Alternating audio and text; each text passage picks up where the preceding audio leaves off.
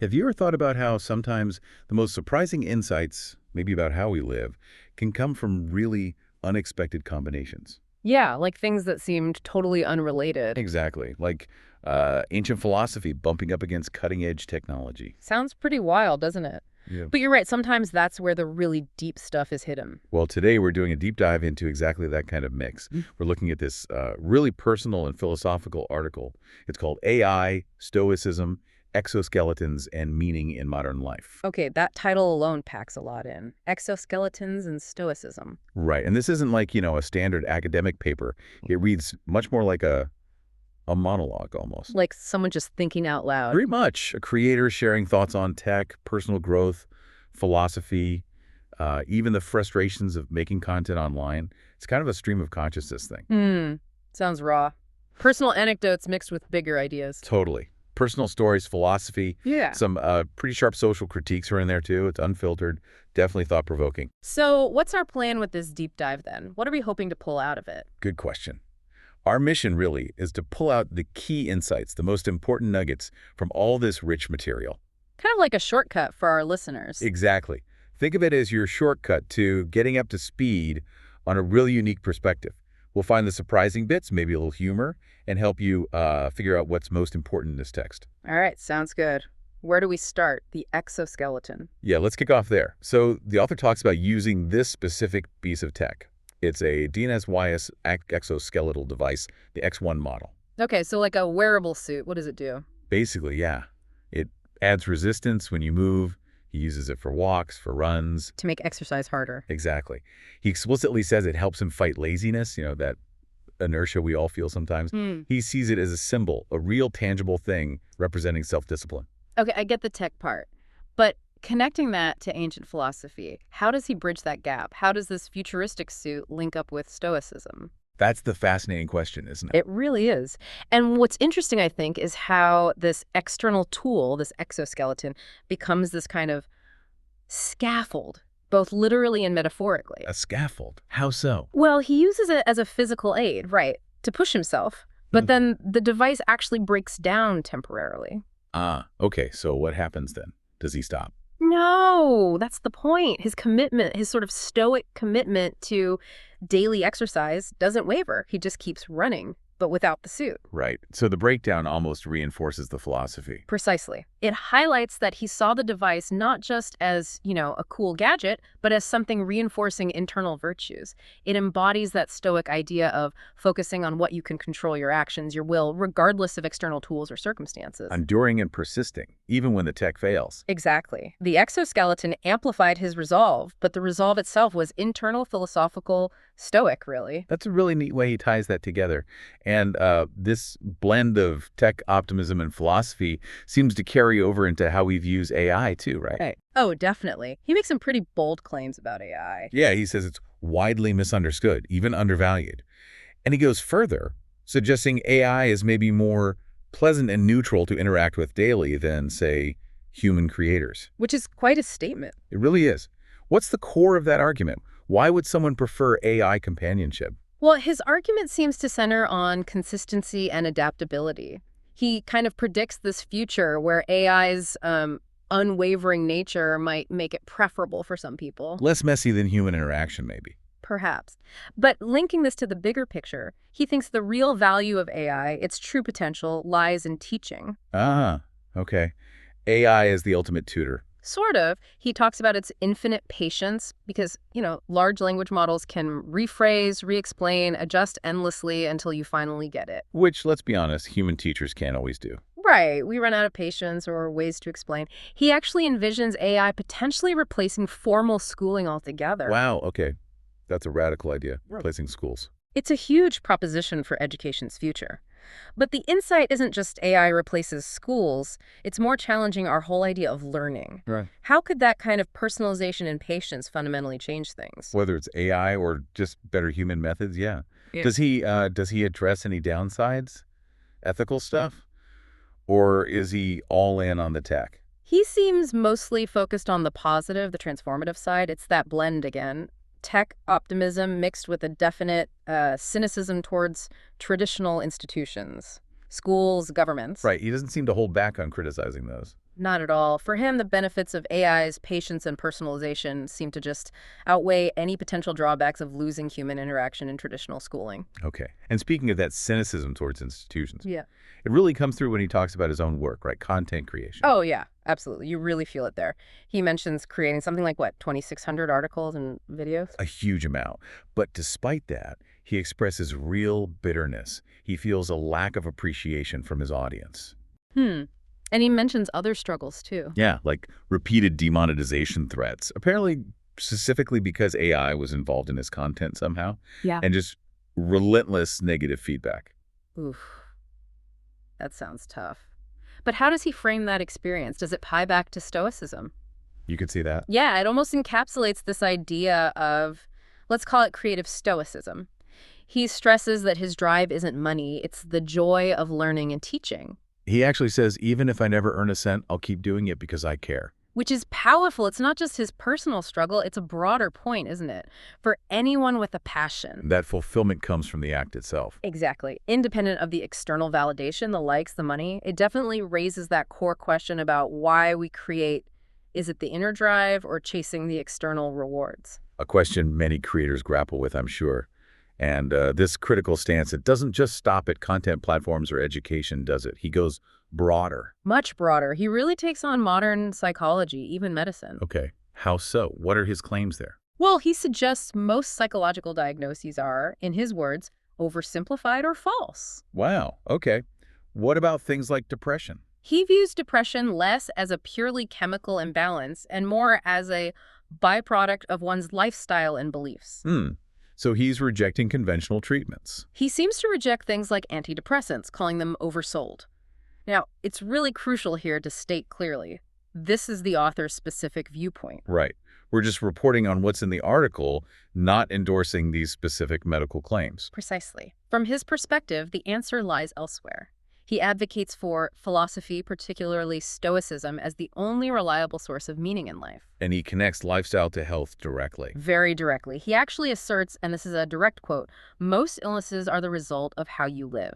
It's a perspective rooted deeply in self-reliance and his personal philosophy. Okay, and this critique of institutions, it just keeps expanding, right? Yeah. Government, academia, healthcare. Yeah, he basically views them all as fundamentally corrupt or obsolete. So what's the alternative, in his view, if not these big institutions? He puts his faith in free markets and individual responsibility. He thinks they could replace government functions almost entirely. Like how? Can you give an example he uses? Sure.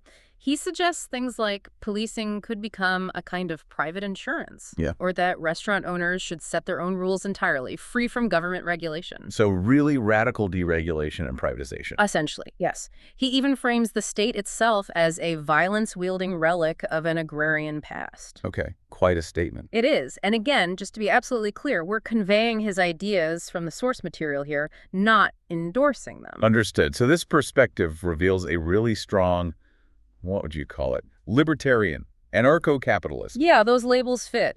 A deep belief that society works best with minimal, or perhaps even zero, government control. It's all about radical individual autonomy and free market solutions for him. It shows just how far he takes his core philosophical beliefs, applying them to pretty much everything. Right down to the structure of society itself. So let's bring this back a bit. We've talked about exoskeletons, AI, content struggles, these big critiques. How does his personal story weave through all this? He includes a lot of anecdotes, right? He does. The article is full of them. Yeah. The exoskeleton breaking down, yeah. But also his disillusionment with university, chats with piano teachers who gave up their careers, lessons learned from playing poker. Poker. Interesting. So what's the point of all these little stories? How do they connect to the bigger, sometimes quite radical ideas? Well, what's fascinating is how they function almost like modern parables. Parables, you mean like little stories with a moral? Kind of, yeah. Each anecdote seems chosen to illustrate a larger point he's making about resilience or failure or the importance of self-determination, all within his philosophical framework. So they make his big ideas more grounded, more relatable. Maybe. Exactly. They show how his personal experiences fuel his convictions, and it all seems to build towards his really powerful closing metaphor. Because. He says, "The prison we live in is in your head." Okay. Heavy. What does he mean by that? He's essentially challenging the reader, challenging you to question the limitations you accept. Why do you believe life has to be a struggle? Why follow rules that don't actually serve you? So questioning our own assumptions about reality. Right. He suggests we're sort of conditioned by propaganda, as he puts it, to accept these limits. But he argues that real freedom, real meaning, it lies within. It's a call to break free from those self-imposed constraints. Challenging us to redefine our own reality. That's quite a chart. It really is. It puts the onus back on the individual. So wrapping this up, this deep dive into AI, Stoicism, exoskeletons, and meaning in modern life has definitely shown us a really unique viewpoint. Absolutely. Pushing limits, whether with tech like an exoskeleton or even AI. Yeah, and the importance he places on creating for its own sake, even without applause, and living by philosophy instead of what he calls propaganda. Ultimately, it seems to be about breaking free from mediocrity by embracing autonomy, taking control. It is. And considering that powerful closing idea, that the prison we live in is in your head, it feels right to leave our listeners with a final thought to chew on. Okay, what should they consider? Maybe ask yourself, what rules or struggles do you accept as just inevitable in your life? Could any of them actually be self-imposed limits? Things you could potentially choose to break free from? Where might your own personal matrix lie? Exactly. Something to think about. Welcome. I wanted to talk to you about stuff I have on my mind. And I thought it's a nice day, and why not go for a walk and have a chat with you? The first thing I wanted to talk about is my exoskeleton and what I went through because it broke down. And the second thing was just some thoughts about AI and my YouTube channel. You are one of my subscribers if you watch this, and I wanted to talk about that. The YouTube channel is probably more interesting to you, but let's quickly talk a little about my exoskeleton. So my exoskeleton stopped working and I had to send it back. And it was quite a long process because, you have to go through a lot of administrative stuff and they have to send you a lot of documents and all that. And that takes a lot of time. And then you're not sure that you have the documents. So it's a lot of exchanges of mails. Like for me, it was like 30 exchanges. But once I had all the documents and I sent it, they immediately, before receiving the product I sent back, they immediately sent me a new one. So I'm talking about DNSYS Exoskeleton X1. So that's what I'm talking about. And I'll show it to you quickly now. So you can see it because I'm using it right now. I'm using it in resistance mode. So while I'm working, it is harder for me to work. But I'll show you that so you know what I'm talking about. So as you can see, this is my exoskeleton and it just does some, right now it's on resistance mode. So I'm using it while I go for a walk and talk to you. But later I will go for a run. It's very nice. Now, why do I use it? Because even though I'm somebody who likes to work a lot, so I have a good day if I worked 17 hours a day. That means if I'm working on things that really passionate me, that I'm really interested about, like the markets, even the research I do, the video I publish on my channel, and one of them you're watching like right now. So all the stuff I do, in my Stoic book that I'm writing and that you should read, the link is in the description, all that stuff I'm very passionate about. And for me, the best day I can have is a day where I work until exhaustion, so 17 hours a day. But that doesn't mean I'm not lazy. I'm just as lazy as everybody else. I've learned to do a lot of effort on myself, but that took me a long time. I wasn't Stoic when I was young. I was like everybody else.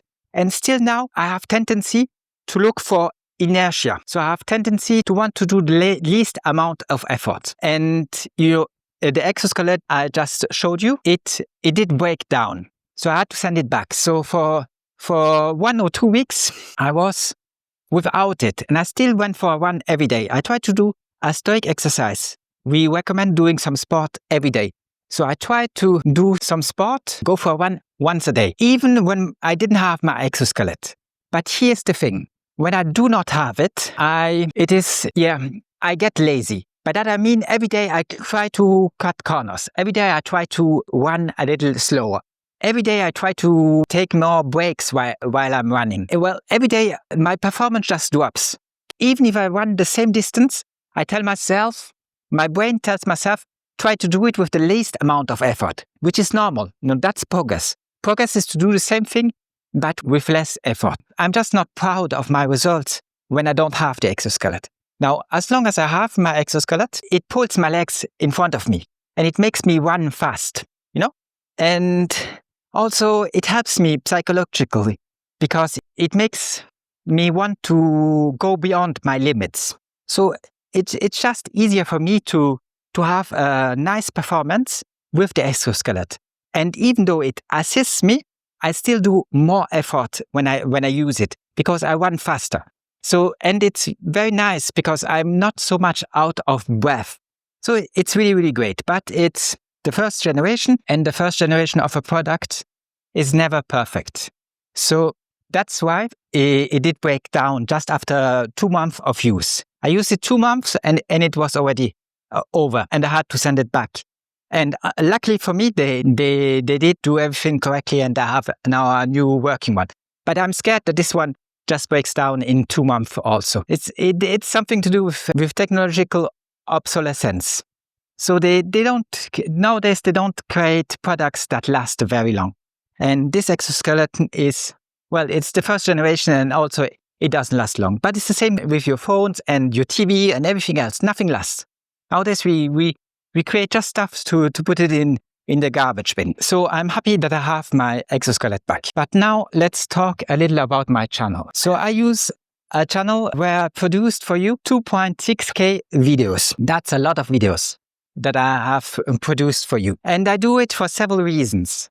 I do it because it's my way of doing some research. By that I mean it's my way of getting news and getting informed about new stuff and learning new stuff. So it is important. And I really don't like going through there are other ways of doing it. I could read all that content, the articles they produce you, but I like making something out of them. And also some of them are entirely of my own. By that I mean I did a lot of research and I created them from A to Z. Of course, not everything. But what do you think? Do you think that a physicist, when he talks about physics to you, everything he talks about, he learned it himself, he discovered it himself? The only difference is that he shows your face. And I like to work with text writing. So I like to work with writing because I can take stuff out, can put stuff in. I make it interesting for myself. And I like the result. That's the way I like to learn the most because it is straight to the point and it's very well explained. A lot of people don't understand why it is any good. My friends tell me, why do you go for a run with such a stupid thing? You look stupid with it, which is all not true, but they don't understand it because they have never used it. And I said, just try it. It's nice. I'll lend it to you. Try it. No, I don't want to try such a stupid thing. No, that's ridiculous. They have never tried it. They have never done it, but they do no sport. I'm a Stoic man. I try to go for a run once a day. Right now, I'm talking to you just to have a conversation. Also because I want to get used to this kind of medium if I want to use it in the future. So it's a good exercise. But with my channel, people also don't get it because it's AI. So they think everything that AI makes is crap. And they just hate. Now you see my face. And I guarantee you don't want to hear me talk every day. I guarantee you. Even if if I would be instead of a man, the most beautiful woman on the earth, you do not want to hear me and see me every day. It gets very boring very fast. AI is much more neutral and it's much more pleasant to listen to AI than to listen to a human being. It's much more pleasant. If you can choose, you choose that. And yes, in the future, you will want to have an AI girlfriend for 100% sure because she will be perfect. She will be smart. She will be philosophical. She will do everything you want and she will never complain. Of course you want that. Everybody wants that. So am I against human? Far from it. I'm not against human. But I don't like when I put so much effort in it. In my YouTube channel, for example. I do so much research. I produced more than 2.6K videos.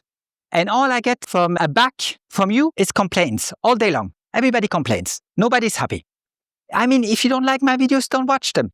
Go produce yourself something. Make something with your life. Nobody has to watch my videos. This is disappointing because I put a lot of effort in it and nobody cares. That I've produced an article saying that in the future, AI work on YouTube will get demonetized because it's AI, okay? And they don't like it. So they don't care about the stuff I learn and you can learn, nothing matters to them. The only thing that is important to them is if you do it a new way and you make it much more interesting, well, then you get demonetized. Now, you must understand, I didn't make 1 cent with all the work I've done until now. Nothing, nada. Okay? And yes, there's a good chance that I keep doing it, even if I never make 1 single dime out of it. But it isn't fair. My channel is much more interesting than those of most people that I watch. Why do I watch my channel? Why do I produce stuff for myself? Because I find it interesting. Why don't I play talks just about Bitcoin or just about physics or just about history? Because it gets very boring very fast. I think it's much more interesting to know a lot. And once you find a good idea, then develop it. And I like to develop my ideas by writing. That's why I produce books. My last book, you can buy it and download it. And I'm already very far in the next book I will publish. Probably very soon if I keep producing as much as I'm producing right now. So, it's just frustrating when you put all that effort in it and nobody appreciates what you're doing. And everybody says, well, it should be banned and it's all crap and you shouldn't listen to it. But those people have produced nothing. There's not 1 single idea that came from them. They cannot teach you anything. Nothing about the market, nothing about philosophy. They know nothing. But they complain all day long. They have never tried anything new. They never put the effort into it. All they do all day long is listen to propaganda and repeat propaganda. And that is not great, You're not an interesting person if that's the only thing that you care about. And it's very hard to have a conversation with you because the only thing you get back is hate. I do so much for free. Not just did I make 1 single cent out of my YouTube channel, and they tell me that in the future it will be even if I have enough subscribers and even if people watch enough my channel, I still won't make any money because I put in AI in it. And when you put AI in it, well, then it gets monetized. That's what he told me this morning. So I'm not sure if that will 100% happen or if they don't come back on their decision. Who knows, But it isn't great. Yeah, when you do so much for humanity, well, I do it because I'm interested in it. If not, I wouldn't do it. It's like the issue with a doctor is that he prescribes you pills that he never took. He talks about mental illness and all that stuff, but he has no clue what mental illness is by himself. He just wants you to keep swallowing his pills, so he makes a very nice living and can enjoy life a lot, And everybody thinks he's a genius. Well, everything he learned on university is just crap. I went to university. I had more than 10 experts, medical experts, talking about their specialty. It's all crap. From A to Z, it's all crap. You can forget about it. It will never do you any good. It does no good to the guy who talks about it, and it does no good to a patient. Tell me, sometimes medicine is useful. Yes, of course, sometimes. But not if you use it just to make a lot of money and you don't care about the well-being of your patient, You should tell them something that can help them, to get better. And most illnesses, you have them because of your way of living. They tell you that it is when you're, for example, depressive. When you get into a depressive state and they put you on antidepressant, they tell you that it is because there's some chemical imbalance in your brain. But that's a joke. They can never prove that you actually have that chemical imbalance. And also, you must understand that humans are very adaptive. So if you learned helplessness and you think you can do nothing about your life and nothing has any sense or nothing has any meanings, you get depressive. It's just your brain who is reflecting that. And yes, it does reflect it with chemicals and your neural circuits. It's like if you go high up into the mountains, you will need less oxygen because there is less oxygen and your body adapts to it. It's the same with medicine. So with most of the disease, the psychological disease, psychiatric diseases, okay, you are just like this because that's the way you live. And yes, it will show up in your brain and chemistry, but that's because that's the way you live. You will always adapt to your environment. So now let me show you the scenery because it's quite beautiful. So I would like to show it to you. I think you can see it now. It's very beautiful. Yeah, okay. Now let me walk back and let's finish our conversation. So my point is that you have to try new things. Life doesn't get interesting if you only do the stuff you learn in school. Because the people who teach you that stuff, they don't really know something. They only learn some basic stuff, really, really basic, but they don't know anything real. And kids only go to those schools because they have to. It's the law. They have no choice in the matter. Their opinion doesn't matter. You're always told in the system we live in that your opinion doesn't count. Whatever you think, it's worthless. You have your dear leader that you elect every 5 years, and he takes all the decision. All you have to do is do exactly what he says, and everything will be fine. And the issue is that you have somebody who does know something real. They talk about history, they know nothing about history. They don't even know how history really happens. They did research. They never thought about anything. They just tell you what is in the propaganda book. And that's very boring, and it's just made to dull you down. Okay? So what you really need is to get passionate about something. So this morning I thought that would be a nice idea to have a talk with you, and I go through it. Now I have to still upload the video and edit it. It's still a lot of work, but I do something that I'm interested about. The thing is, most of the stuff you do, you won't make any money with it. Look at me. The only thing I managed to make money with is in the markets, with my trading. But that's the only thing I managed to make money with. I never made any money with my YouTube videos. My book doesn't sell 10,000 copies or 100,000 copies. And if you don't sell 100,000 copies, you can forget it. It will never make you any money. Okay? You pay only the production of the book, the fee to get the book, so that it's online, that you can download it. That's all you're paying for, you know? It doesn't make you any money unless you are Harry Potter. If you're Harry Potter and your book sells a lot in every store, everywhere, and everybody thinks it's the greatest thing humanity has ever seen, yeah, then you make a lot of money. But unless you're Harry Potter, you can forget it. Nobody else makes a lot of money. Okay, nobody. So the only thing in that I managed to make some money with is the markets. And luckily for me, I managed to survive. I managed to pay my bills and to do the stuff that I'm passionate about. But if you only take the path they put in front of you and you follow that path your entire life, your life will be very boring. It is not interesting to do that. All the people are lying to you. You know, I know so many lawyers, I know so many strategists, I know so many doctors. They are all lying to you. It is not interesting what to do. Do you think a dentist finds it great to look at your teeth the whole day? Do you think that's interesting? Do you think that he really wants to do that? My uncle is a dentist. The day he retired, he stopped. And he would never work 1 second. He gets his retirement, his money, and he stops. The only reason why he did it is because it made him money. You tell me, yeah. But without that, who would take care of your teeth? There always are some people who do that. And with artificial intelligence, you will have robots tomorrow who take care of your teeth. And they'll do it just perfect. Much better than any doctor can do it.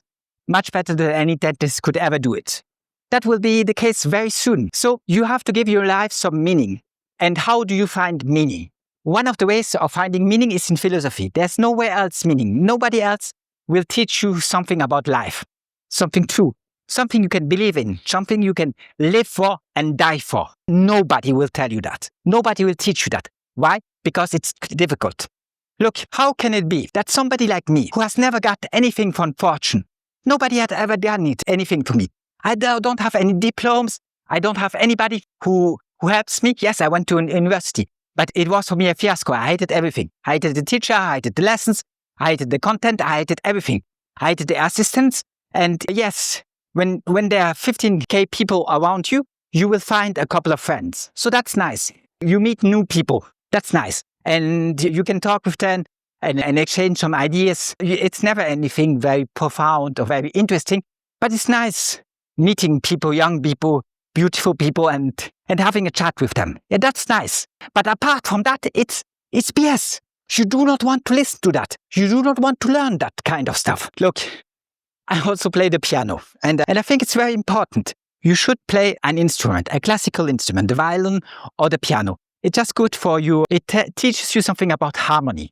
And it teaches you also perseverance and how you get better if you never give up and if you have discipline and take every day some time to play the instrument and try to improve. It teaches you something about discipline.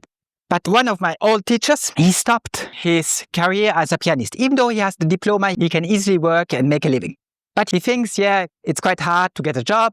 If I want to be a teacher in conservatorium. I have to try it. There's a competition. So they tell you that they have a place as a teacher in a musical conservatorium. And then you have to prove that you are the best teacher and the best pianist, and that they should give you the job and not everybody else. So that's hard. That's not easy. But he could survive. He could find a solution. He might never make it into a conservatorium, but he still could find a solution. One of my teachers, she was a girl, an Ukrainian girl. Her name was Ksenia, and she made it as a teacher. So she became a teacher in a conservatorium. But it's not an easy path. It's not so smooth and so nice as being a psychiatrist and just sitting on your butt, listening to the guy. And at the end, when he complains, tell me, well, last time when it happened, what did you do? And then the guy says, yeah, well, I went into a park and I sat down on a bank. Like this one. You see this bank? Yeah. So the guy says, I went into a park and I sat down on a bank. And then the psychiatrist says, and did it help? And the guy says, yeah, a lot. And then he says, great. Now then do that again. Okay? No, that's easy. That's fucking easy. And then when you have to prescribe some bullshit that everybody prescribes in the same case because you think that the guy is bipolar or something else, that's very easy. ChatGPT does it 10 times, 100 times, 1 billion times better than any doctor could ever do it. So what I'm telling you is life is changing. Tomorrow, you won't want to go to a school. It doesn't matter where. You do not want to go to a school. You want AI to teach you. And you tell AI what to teach. And AI has infinite patience. So it will never stop talking to you and it will never stop answering your question. And as long as you don't understand it, it will keep on explaining it to you. Now that's the future. There are already schools who work with that. We are just starting. AI is brand new. It's a couple of years, like 5 years. AI, before you had ChatGPT, I don't know, it was, I think, 3.5, you could forget about it. It was a very bad chatbot who gave uninteresting replies. It's brand new. We didn't have anything like this before. So my point is you have to do things that are interesting. And for example, to come back to my piano teacher, I hope he never sees this YouTube video, because if not, my ex-piano teacher, because if not, he might get mad at me. No, I like him. I appreciate. He has a lot of qualities. That's not the issue. But he's spending right now $75,000 to learn what happens in a kitchen, in a hotel. There's stuff you do not want to learn. Even if it was free, you tell me they teach you the same that they teach me, and it's free for you. I wouldn't want to listen to it. I wouldn't want to wake up one single day in my life to do that. There's stuff you do not want to learn. And the issue with people around you is that they are only focused on that because their creativity was destroyed. During their life, they lost every meaning. Okay? The system dulled them down, brainwashed them so much that they have no more creativity, that they cannot think about anything real. So the only thing they can do is do what the system tells them to do. The system gives them a standardized test. They answer the test and they get a score from the test. And then they tell them, with that, you can do that. And then they try to do that. But most of the time, it isn't interesting. And why do I say that? Because I know no exemption of it. I'm very passionate about my book. I read it every day, my philosophic book, A Stoic Samurai. I read it every day. And if I keep producing as I am, I will very soon produce a next book. And I just produced the last one. So I create a huge amount of content. And if you read it, you will agree that it is very interesting. But if you don't do that, if the only thing you do is do the stuff the system asks from you, well, there's very little meaning in that. And you will go through a crisis. And if you do that too much, you will hate life. You will hate humanity, and you will end up being just as Neron was an emperor. Okay, he was the emperor for who I worked as a tutor. And he said, the only thing I regret is that I cannot kill every Roman with one strike. So he was mad that he could not kill everybody with one strike. That he has to kill them one by one. And that takes a lot of time to kill everybody. That's how much you will hate humanity if you don't make something out of your life that you can be proud of, that you can look up to. But it isn't so hard. Yeah, it is hard. Of course it is hard. No, don't get me wrong. If you want to become a trader like I am and make enough money to pay all the bills and make a living with it, it is hard. But if I can do it without that anybody did teach me that, yes, I did listen to some to some traders and I paid for some analysis, okay, in the past. Okay, of course, I try to learn from people who have the label of being an expert, but they don't know anything real. By real, I mean, they don't really know how to make money in the markets. Look, in Switzerland, there was a huge bank. It was called Credit Suisse. And it went bust not long ago. It went to zero. And they lost so much money that they would, on their own, they made a huge hole. And the hole was so big that everything, it's like a black hole. And everything would have fallen into it and TradFi, traditional finance. So every other bank on earth would have gone bankrupt. Every financial institution would have gone bankrupt. So what did the Swiss state do? It just gave them all the money they needed so they can go on. Do you really think that Credit Suisse, who has the best traders on the world, those traders make 500K in salary and they have golden parachutes? When they stop working, they get like 1, 2, 5 or 8 millions. Do you really think that if those traders were any good and they would have made them money, Credit Suisse would have ever gone bankrupt? So no, it's hard, but it is possible. It is possible. I'm no success on YouTube. I'm no success as a poker player, but I learn a lot of it and I enjoy doing it. Poker teaches you a lot of psychology and a lot of risk management. And that's why I do it. Because if I get a better poker player, if I understand more how a poker player looks at risk, then I will also become a better trader. And that's my goal. I know I will never be able to compete with Daniel Negreanu and the other guys. But that's not the only reason why you play poker, because it's a great teacher. It teaches you humility. It is really, really painful to play poker because the variance is extremely hard. And even if you do everything right, it still goes against you. And when you analyze your hands, you also realize that you keep making the same stupid mistakes since years, for some decades. They never even try to improve. So my point is just that people should get out of the mentality where they hate everything and they want to kill everybody and they just complain. You know, they don't like AI, they don't like an exoskeleton, they don't like Stoicism, they don't like anything. You know, they just hate all day long. Just as Hollywood did with the movie they made about Seneca. And they called it Seneca and Earthquakes. And it's total lies, total bullshit. Now, it was really interesting what happened at that period, the real story. When you don't make up lies and you just try to vilify virtue and Stoicism. It is very, very interesting. But they just put out lies. That's all they do. That's all they think about. Destroying something beautiful. That's what they want to do all day long. And that's most people. Just watch the comments on this video. They hate me. They always did and they always will. Okay? It doesn't matter. The only thing that matters is that you will be a better person in the future. And the only way you can be a better person in the future is if you stop following the herd. If you stop doing exactly what everybody else does. And everybody just does. But you cannot get better if you just want to be like everybody else. That's the definition of mediocrity. That's the definition of you never improving.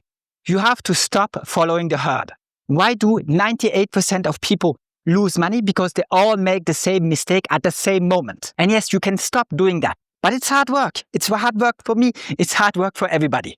And you learn the art of making money when you're a trader, even when you're wrong. And that's something very beautiful. When you're good enough to be able to go beyond fortune, even if fortune goes against you.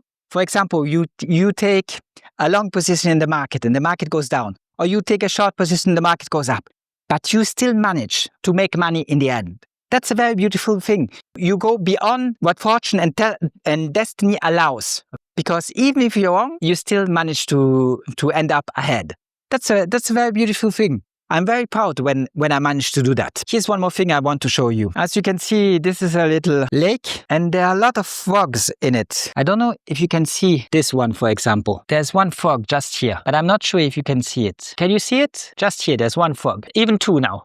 You see? I hope you could see that. So my point is that you have to get better and you have to believe in your own strength. You know, the prison we live in, the matrix, the prison we live in, it is in your head. Beyond all, it is in your head. You believe that you cannot do it.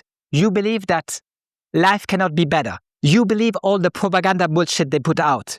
That you live at the best period in human history, that you're the luckiest person on earth. And even if you starve to death on the bridge, you still believe everything is so nice. because every 5 years you can select your dear leader who will use extreme violence against you and everybody else in the country and everybody outside of the country. You still believe that that's the best thing possible. And then you put people in charge who know nothing about economics, who don't know how to make $5 in the market, like Trump. Trump lost his entire fortune twice, not once, but twice. I think he got like $2 billion from his dad, and he managed to lose it twice. The only reason why he's not broke and starving is because he lost his political connections to get back on the horse. They did regroup, they lowered interest for him, and so on. They did, as always, a lot of favors so that he doesn't go broke. I mean, that's a joke. You know, just listen to the crap he puts out and his propaganda. I'm just hating on Trump. I hate every politician, even Marcus Aurelius. I really admire him as a Stoic man, but I do not like the Roman Empire because it was the same with him than with everybody else. He used extreme violence. The wars were never ending. He condemned some people to death and others were imprisoned for life. He did everything he had to do as an emperor, but that is always evil. And it doesn't have to be like this. There are other solutions. Humanity didn't always have that. It's just we have evolved. We started using agriculture. We started using agriculture and building cities. And then we thought, well, we need somebody who takes care of the grains. And we had the idea to give to somebody the right to use extreme violence against everybody. It might have been necessary in the past, but nowadays it really isn't anymore. We can go beyond that. We still need protection, of course, but we can have it without having a state who creates never-ending laws. The police can be just an insurance. You just pay somebody and then you can call a number when something goes wrong. And you have exactly the same as nowadays. But the difference is they will never smash down your door. And they never use extreme violence against you unless you started using extreme violence against somebody. But unless people are in a state of self-defense, they can never use extreme violence against you. And that's normal, that's security. Everything you see can be done by normal people. I respect normal people. And by that I mean, when I go into a restaurant, I don't want the state to make any laws. I think the guy who has the restaurant, the guy who pays his employees, he should be able to do the laws. And if he doesn't want to have some clients, or if he doesn't want to do something, or if he says you can only go naked into my restaurant, or you can only go if you have a tie and a suit, well, it's his restaurant, so let him do. I respect him, but I don't think it's interesting to talk to him. I don't think he knows anything I want to learn, but it's his restaurant, so he can decide what happens in his restaurant. You don't need any government for deciding that. Not that and not anything else. And people, if you give people one single right, the right to self-defense, that's the only right you don't have nowadays. That's the right your slave master won't give you. But if you give people the right to self-defense, they'll find a solution. By they, I mean the free market finds a solution. You don't have to go fight, but the free market will give you a product that you can buy and that you get the security you are after. So I've talked a lot and about a lot of stuff. I hope you found something interesting in it. And it's nice if you subscribe and if one day you show your appreciations with a donation or any other ways you can find. Anyways, I wish you the best and I hope I'll talk to you soon. Enjoy your day. Bye-bye.